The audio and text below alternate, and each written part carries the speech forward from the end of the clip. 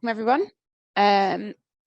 My name is Anya. I'm co-chairing the Faculty of Public Health Sustainable Development SIG, and Paul and I are going to briefly open this meeting, which is jointly organised with the Poverty SIG. Thank you very much to everybody for coming along today, and fantastic numbers of people interested in attending this workshop. And I think it's a real testament to how important it is for us to be considering competing public health interests which are present at the same time, and thinking about how we can integrate all of our work to tackling as many different challenges as possible within the work that we're doing. This workshop builds off work that people within the Sustainable Development SIG and Poverty SIG have been working on, led by Claire with Kat and Izzy and Anna and others. And it's fantastic to see that they've produced a thinking guide to help people work on tackling the cost of living whilst thinking about sustainability within their work. And we're going to go through that with a couple of case studies today to really think about how we can practically apply the learning from that work within our roles across the public health system. So really, really excited to see so many people here today, and also to think about where this work might go moving forwards into 2023 and what we think the priorities are next after this as well. So thank you very much for everyone coming and to all the speakers who are going to talk to us today. Paul, I'll hand over to you. Thanks very much, Anya. Hi, I'm Paul. I'm chair of the new Poverty SIG, and I'll just echo Anya's welcome to you all, and it's fantastic there's such a great turnout, which shows the interest and importance of this issue for public health. It's a big thanks to the Sustainability SIG team, really. They're the ones who've driven this and have developed the thinking guide and opened it up to the new Poverty SIG. So it's great that we're part of it. I mean, climate change clearly is an existential threat to humanity, but for many facing cost of living, that is an existential threat to them when they're deciding on heating and eating, or neither. And obviously we've got a cold snap at the moment, and it almost feels rather Dickensian to be in the UK at the moment. And so both reflect long-standing system failures and profound inequity. So as a public health profession, we really need to get strong advocacy which synergizes our approach to achieve a fairer and a greener and a healthier society, and highlights the co-benefits. So it's great that we're going to be hearing case studies that reflect on particularly tackling the sort of energy and dietary side, heating and eating this morning, and how we can move forward in 2023.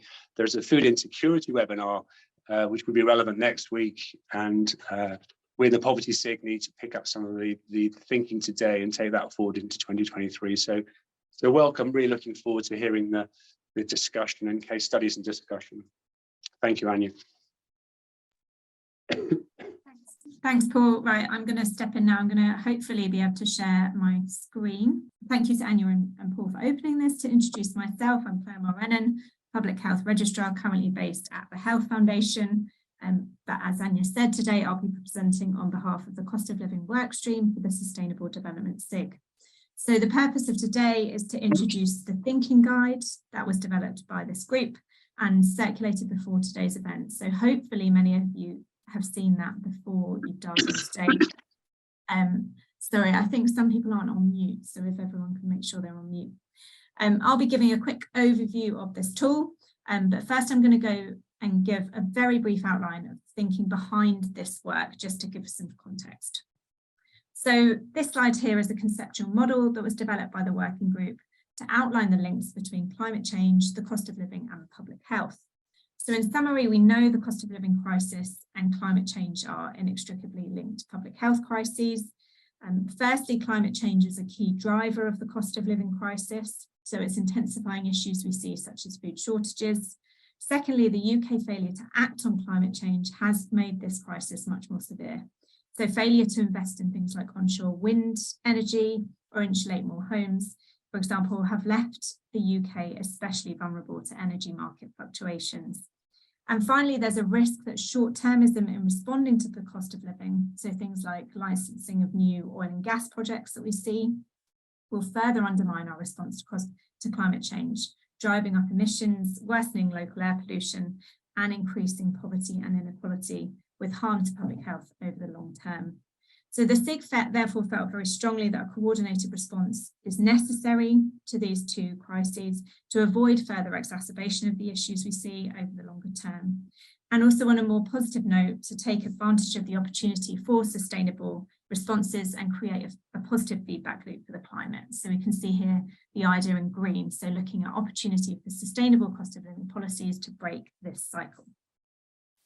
So as a group, we worked to outline these links between these crises, developing that conceptual model that I've just shown you, and also drafting a commentary piece, which is soon to be published in Public Health in Practice.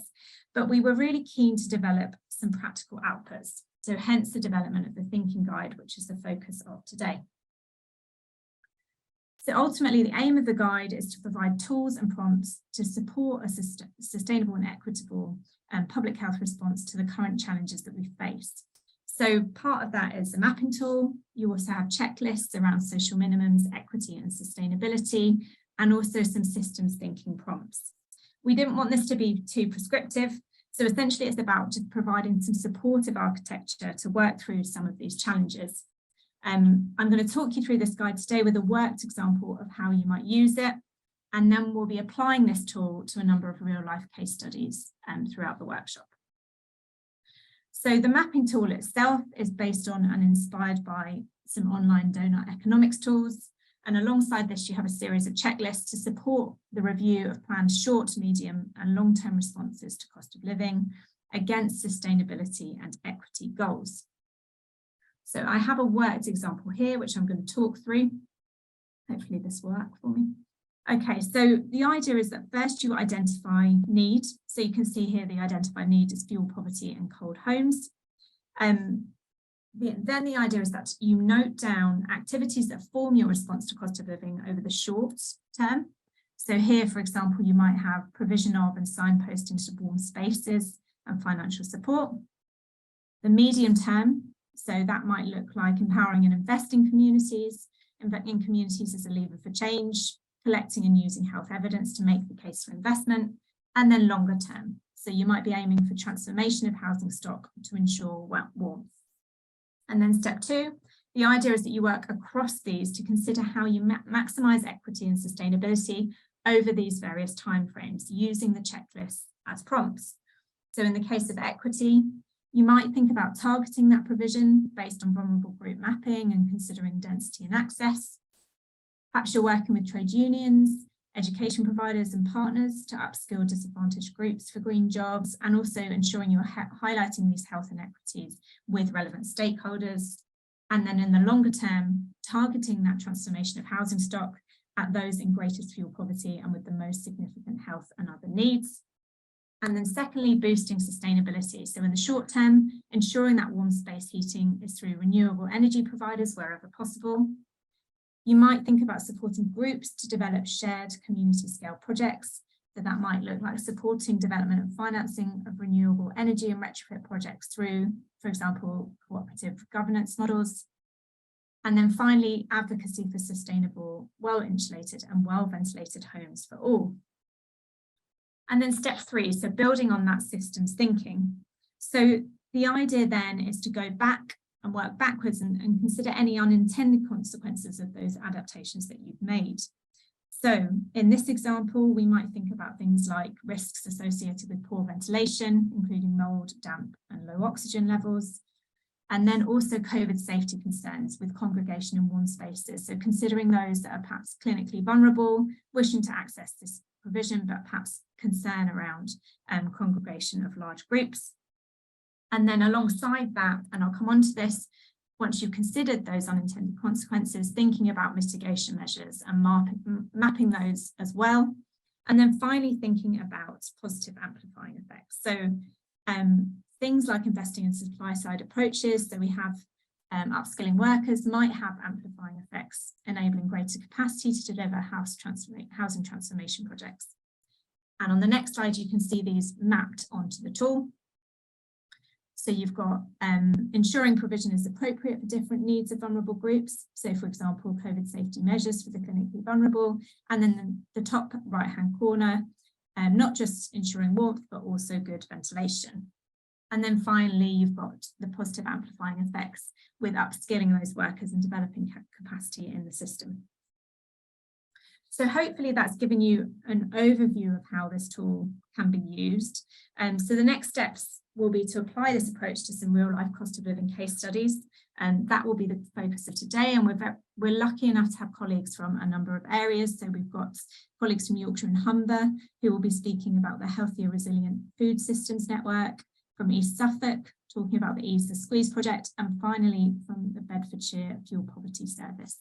Now I'm going to stop sharing, and hopefully it will allow me to do that.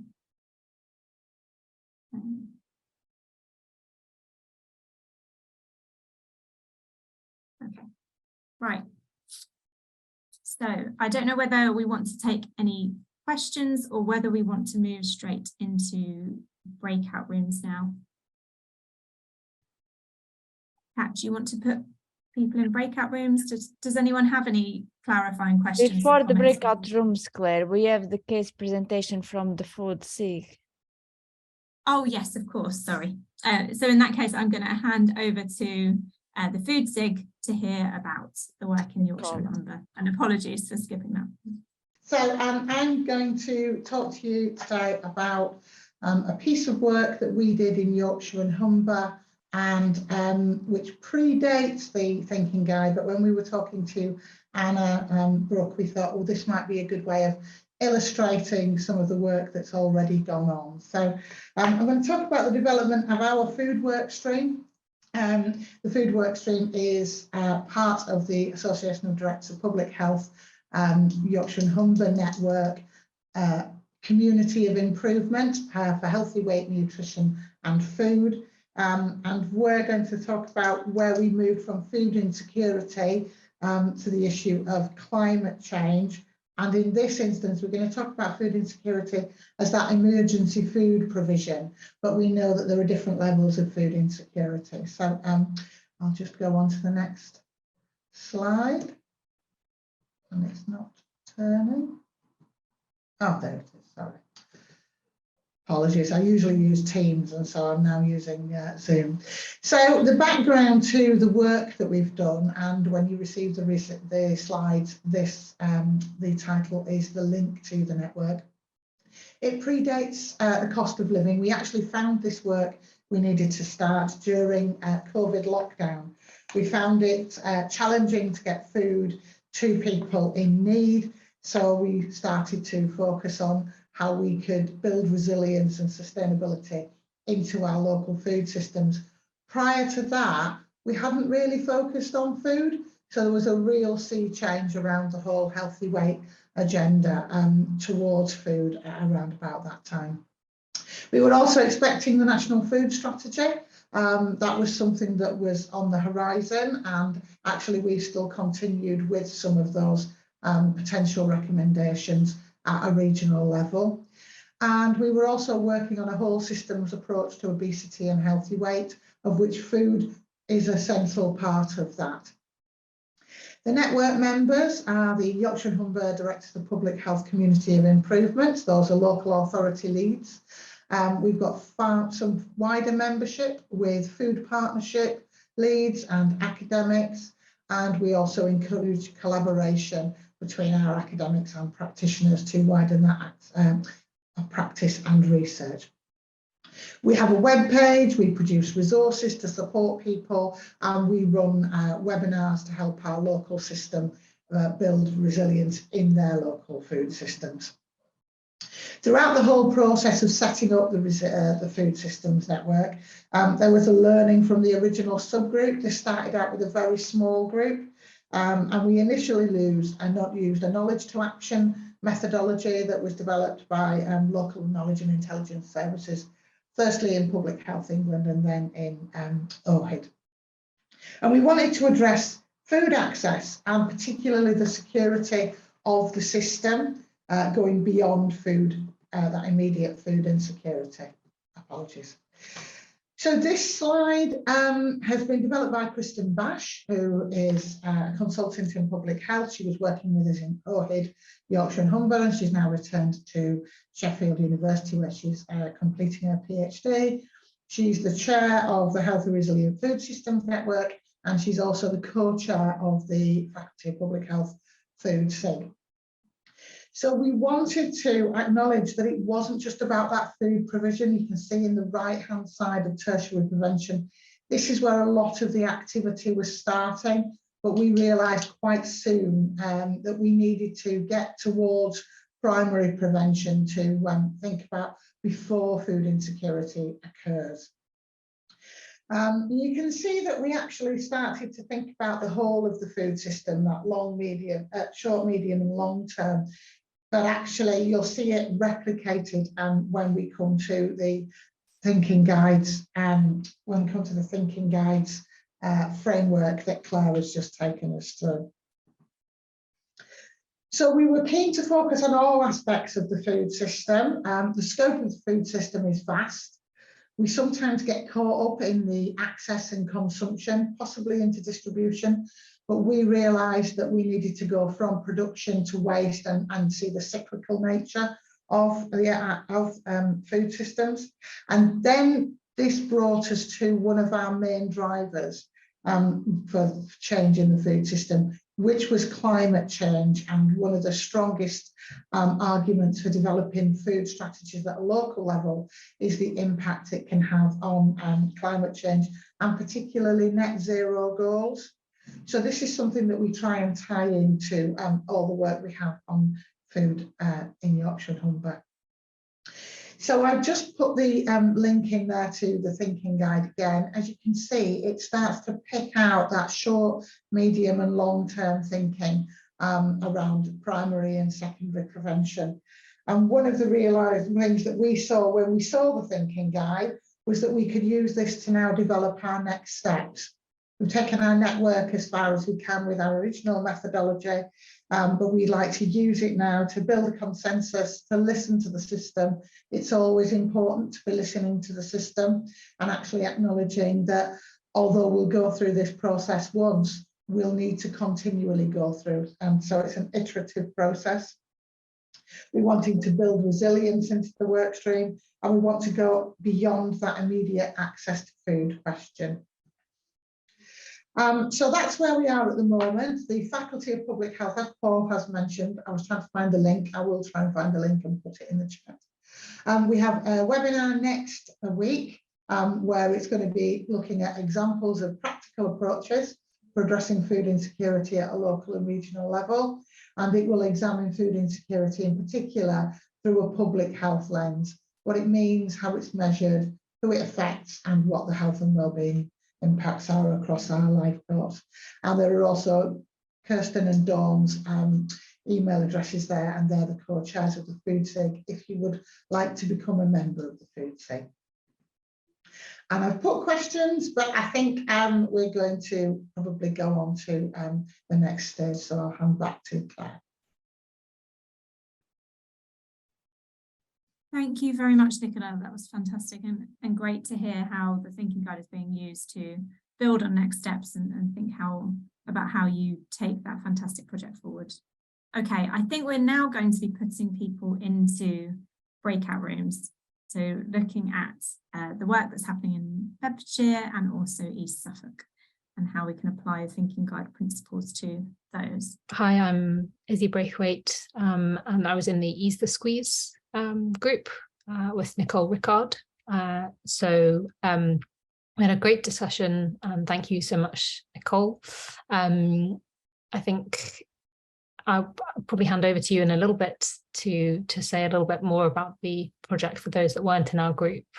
But it was a really kind of wide-ranging discussion, and certainly I think we touched on a lot of different aspects of the project. I might actually just hand over to you now, Nicole, just so that those who weren't in our group have a little bit of a better idea of what the Ease the Squeeze project is about. So yeah, over to you. Yeah, okay, thank you.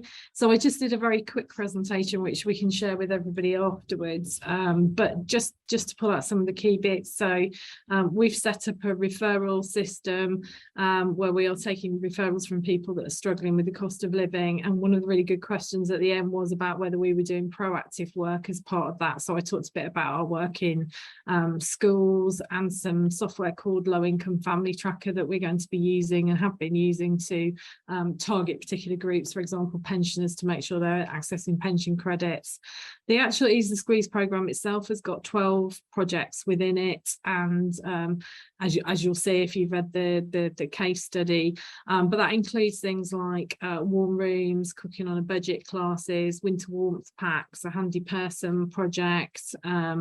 We've got various food projects, so a food network to try and open up food systems. And there was a really good question about how we could work as a collective to influence existing food systems where poor quality food, low cost food is readily available in lower income areas. And I think that was a really good question that one of the group raised, and the thought was that needs connecting back into the food SIG, which I think is was a really good point. So I talked through the projects briefly, and then we had quite a wide-ranging discussion that I think covered lots of different dimensions. But you know, we talked about the cooking on a budget classes, the opportunity to do different focused classes, because at the moment the focus is on people being able to cook healthy meals on a smaller budget, but there's opportunities obviously to do more targeted classes like plant-based, using slow cookers, using microwaves, etc. We touched a bit as well about on the spread of warm rooms, and one of the participants commented that you know, there is a danger that the warm rooms, warm spaces, whatever they're called in each area, are set up by people that are the usual suspects that you might expect to set up a warm room and be wanting to support the local community. What happens in deprived areas? So we have got 32 that we funded, in addition to library ones, and 2 networks in 2 of our market towns of Beckle and Felixstowe. Our most deprived area is Lowestoft, and we've got 10 warm rooms in Lowestoft, and there's a real range of groups that have set those up, and one of those is actually linked to one of our community pantries. So some really good questions and points raised during the conversation. And I think probably just finally, one of the things that came out really strongly was the importance of being able to respond, and the model kind of I guess amplifies this perfectly, that you do need that emergency short-term sticking plaster response, but you also need to understand what the next steps are in terms of you know, the medium and longer term, and how we provide sustainable support for people to really change their lives.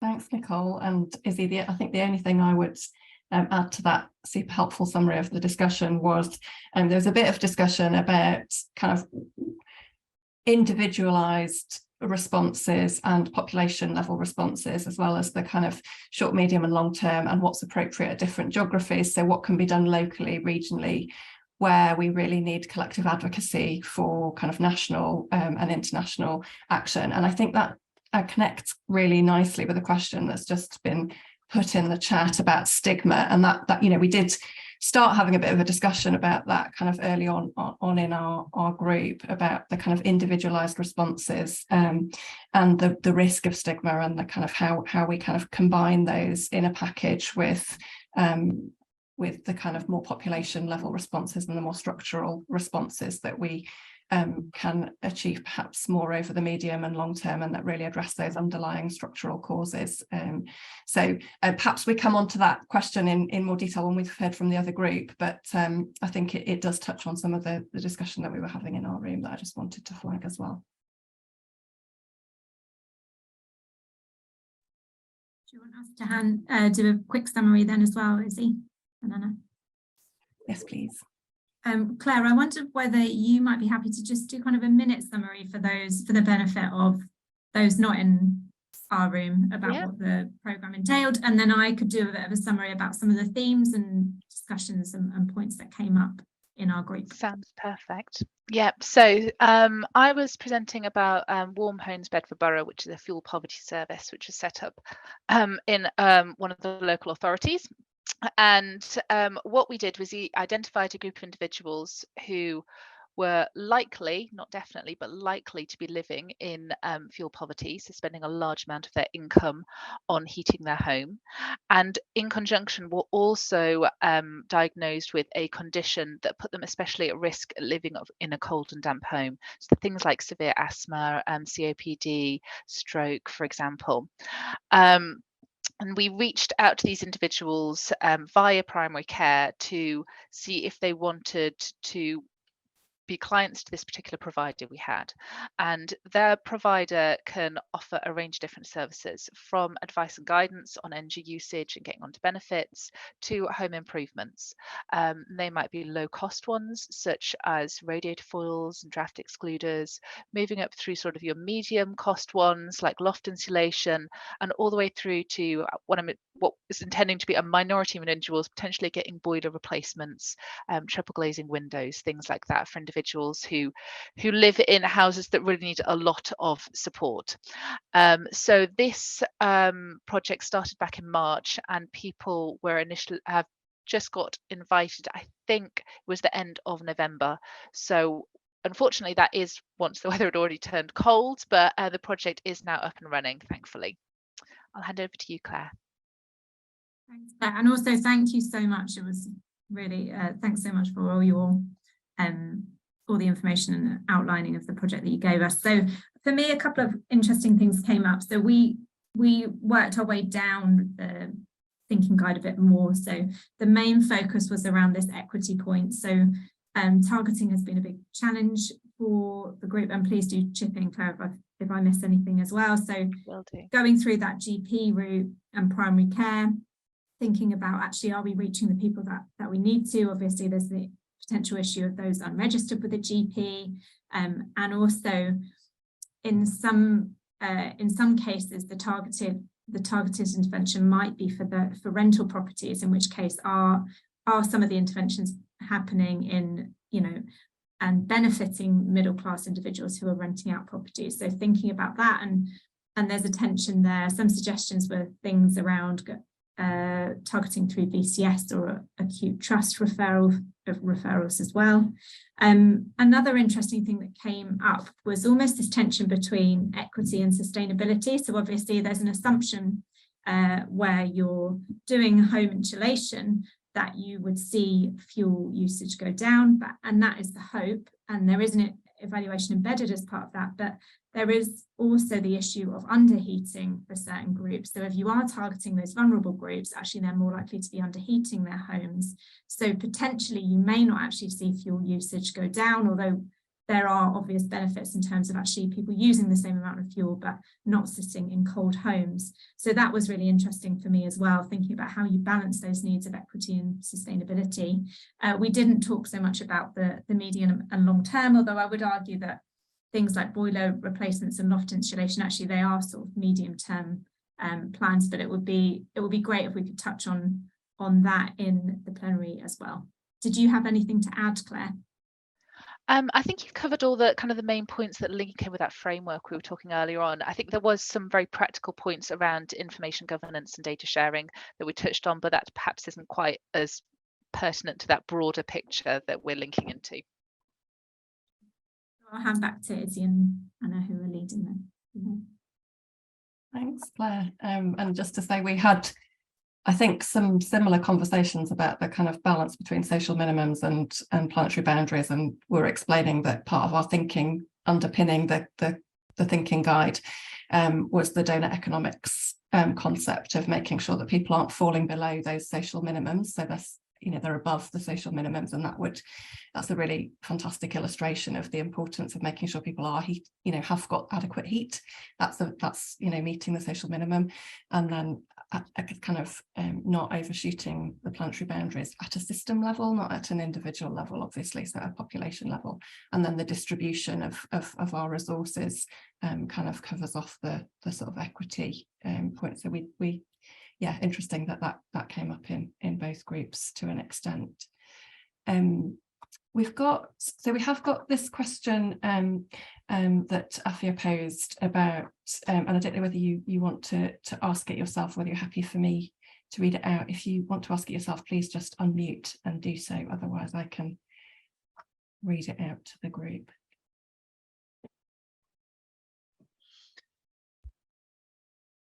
Yeah, sorry, happy for you to read, Anna. Okay.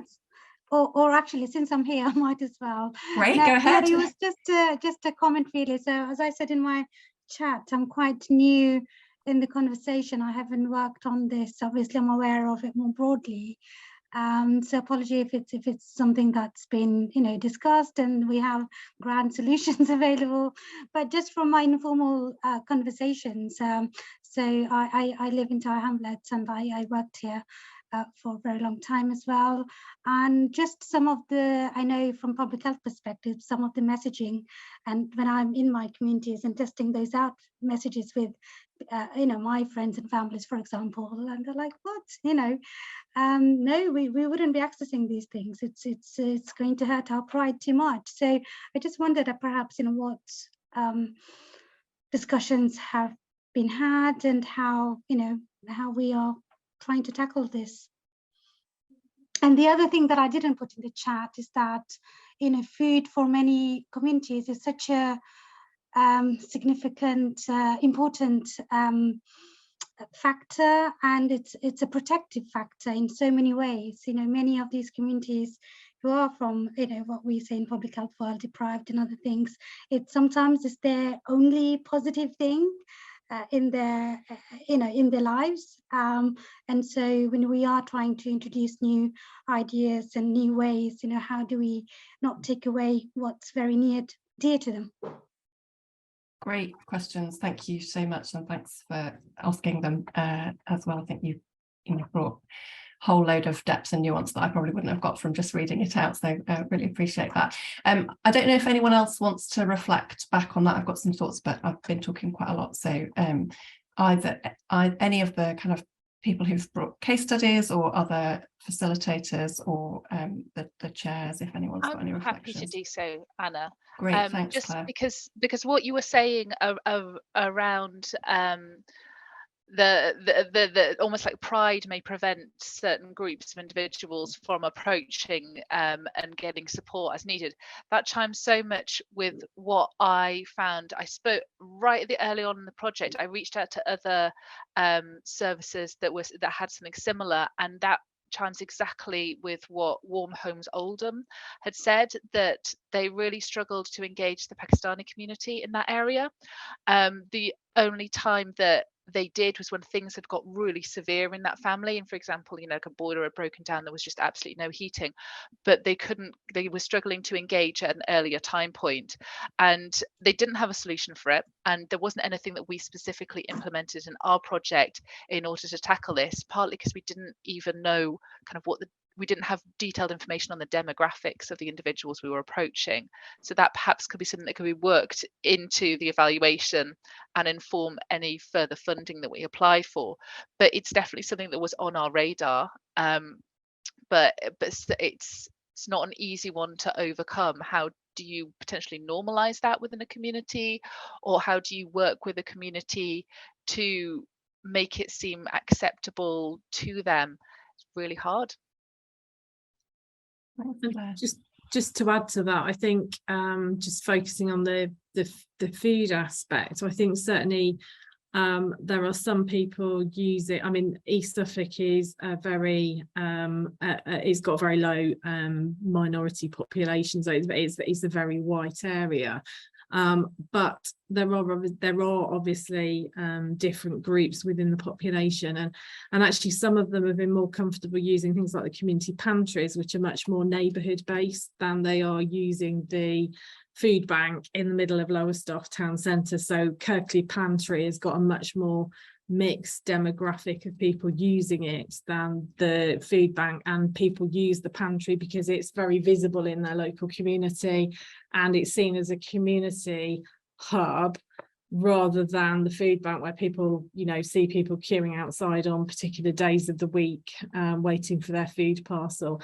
And because of the pantry model being where people are paying something towards their food, I think that does feel different, and that's certainly the kind of approach that we're really focusing on locally, because we see that as being more sustainable, but also, you know, it is reaching a wider range of people.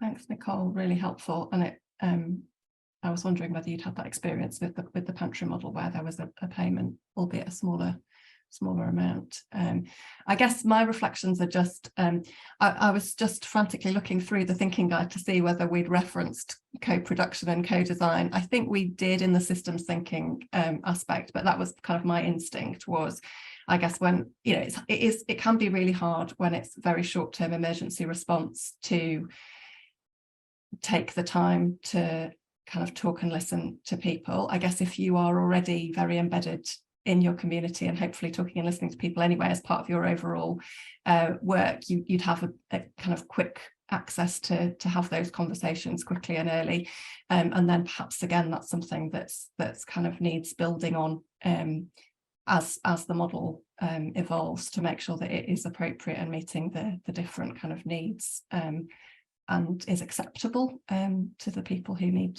to use it. Izzy, I thought you were going to come in. I'm sorry if I've jumped over you. No, not really. I mean, I think just sort of, I think it relates back partly to the and people have probably seen the kind of briefly share, like the equity checklist. You know, it may not come up necessarily. You might, if you're not well aware of those like beliefs and concerns and the stigma already from your relationship with people in that community, then it might not flag it to you.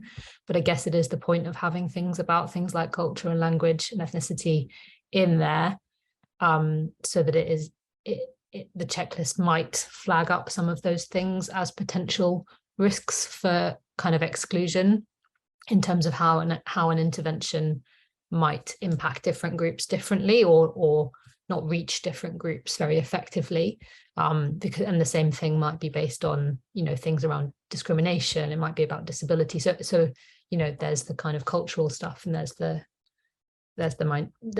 lots of different ways in which different groups of people might not be able to access or might not wish to access different kinds of service and intervention. And I guess the point of this checklist is sort of to recognize that we should be trying to aim to think about a whole range of those and the ways that they intersect. And we should be trying to work with really diverse communities at the stage of designing and then improving those interventions and those services. And we're probably not going to get it right like first time, but we can try and improve those over time. And I think Afia's point is a really good example of like why there may not be simple solutions to that, like the community pantry model where you pay a bit, so that might help destigmatize it, but then some people might not have that, you know, there may not be simple answers. But I think it sort of shows why the equity checklist could potentially help flag up some of the sorts of cultural issues, for example, that you might want to think about. So I think we're sort of coming towards the end of this. Any final questions just before we do wrap this session up? Oh, you're muted now. Sorry, yeah, I was unmuting and then remuting myself straight away. There's one in the chat about if anyone's aware of good examples of local food systems mapping around health and costs. If we haven't got time for a long discussion on it, perhaps I can encourage anyone who is aware of that to kind of type it into the chat. That feels like something that we could respond to relatively easily on message, or perhaps also take it to the food SIG discussion next week as well. So perhaps we should hand over to Anya and Paul to close off, if that's okay. But thanks to Nicole and Claire and for sharing.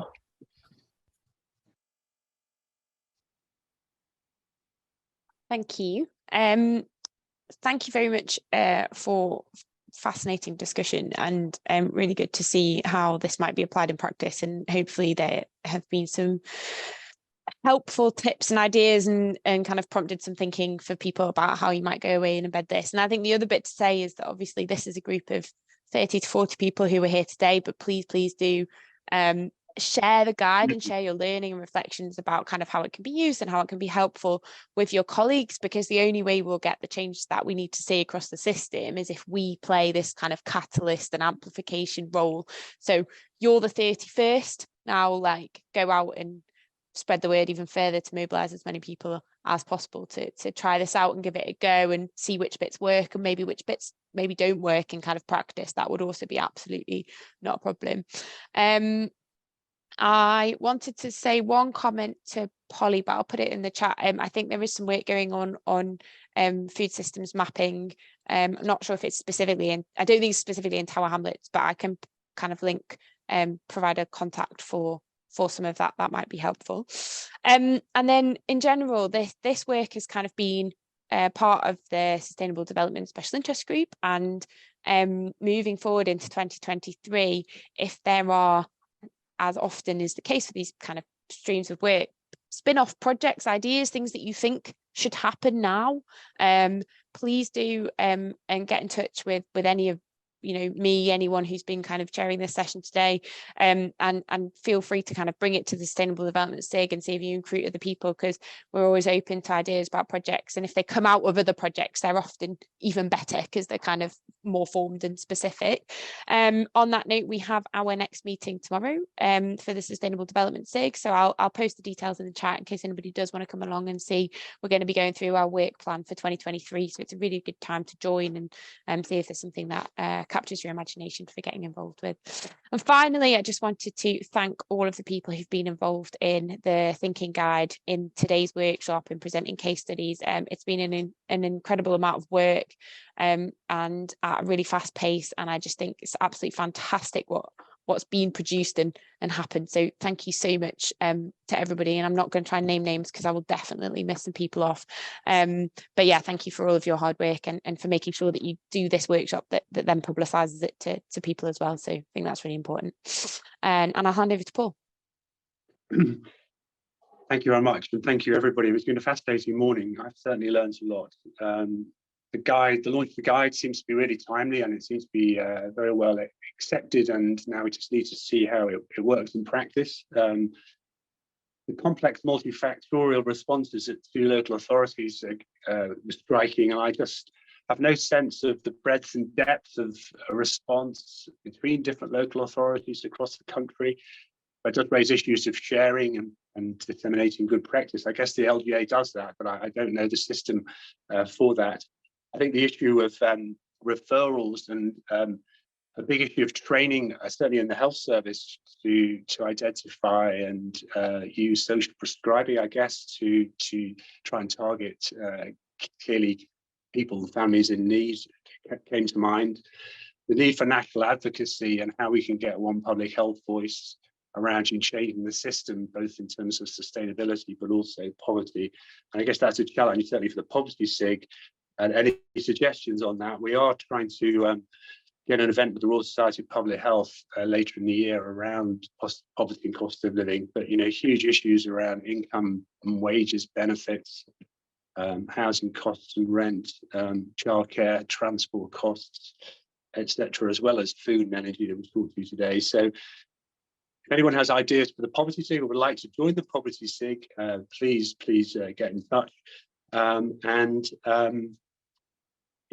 thank you all, everybody who's participated, particularly those of you in the sustainability SIG and the two presenters. It's been a really fascinating morning, but it's not the end, is it? It's working together collectively to try and change the system, both at local, national and international level, to make a fairer, greener, healthy society. So thanks very much.